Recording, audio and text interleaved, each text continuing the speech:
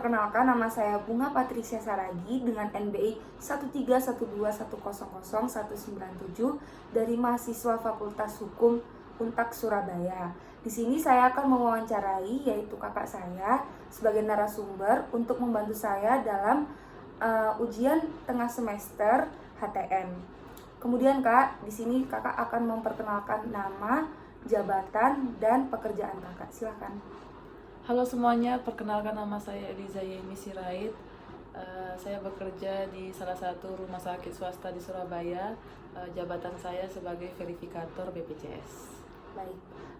Kemudian di sini saya akan menanyakan beberapa pertanyaan. Apakah kakak bersedia? Bersedia. Oke. Jadi pertanyaan pertama yaitu, apakah kakak mengetahui apakah lembaga negara itu? Menurut saya, lembaga negara merupakan satu kesatuan yang tidak terpisahkan dengan keberadaan negara. Contoh lembaga negara sendiri yaitu Kepolisian Negara Republik Indonesia, Kabinet, Kejaksaan Agung, Tentara, Badan Intelijen Negara, dan Sandi Negara. Berarti banyak ya Kak ya? Iya. Jadi ada lagi pertanyaan terakhir. Apakah kakak merupakan bagian dari lembaga negara tersebut? Enggak. Terus bagaimana Kak? Tapi saya memiliki eksistensi sebagai lembaga kesehatan yang dimana saya merawat orang sakit dan lain-lain. Di dalam kebidanan terdapat juga Ikatan Bidan Indonesia atau disingkat IBI. Itu merupakan organisasi profesi bidan dalam mencapai tujuan melalui kebijakan peningkatan keprofesionalisme anggota guna menjamin masyarakat mendapatkan pelayanan yang berkualitas. Oh gitu ya Kak ya. Jadi kemudian izinkan saya untuk menjelaskan teori tentang negara menurut Hans Kelsen ya Kak. Oke. Jadi menurut Hans Kelsen, siapa saja yang menjalankan suatu fungsi itu ditentukan oleh suatu tata hukum atau legal order.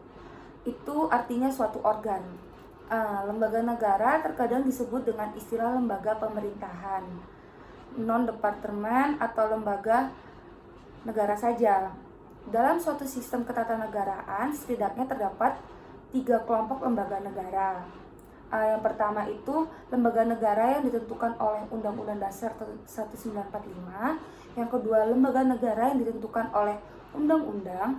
Dan yang ketiga itu lembaga negara yang ditentukan dalam keputusan presiden. Nah, artinya organ negara itu tidak selalu berbentuk organik. Di samping organ yang berbentuk organik, lebih luas lagi, setiap jabatan yang ditentukan oleh hukum dapat pula disebut organ. Jadi hanya sebuah organ, jadi nggak berupa organik tetapi juga bisa disebut sebagai organ gitu Kak. Terus asalkan supaya bisa disebut organ itu asalkan fungsi-fungsinya itu bersifat menciptakan norma atau bersifat menjalankan norma. Jadi organ itu bisa disebut sebagai organ kalau dia memiliki fungsi yang bisa menciptakan norma atau yang bisa bersifat menjalankan norma gitu Kak. Oke. Gimana Kak? Sudah mengerti. Oke. Makasih. Jadi sekian presentasi dari saya dan wawancara dari saya. Terima kasih buat Kak Eliza Yemi Septania Sirait udah membantu saya dalam pelaksanaan wawancara ini. Oke. Jadi sekian dari kami. Mohon maaf jika ada salah perkataan, perbuatan yang kurang mengenakan di hati.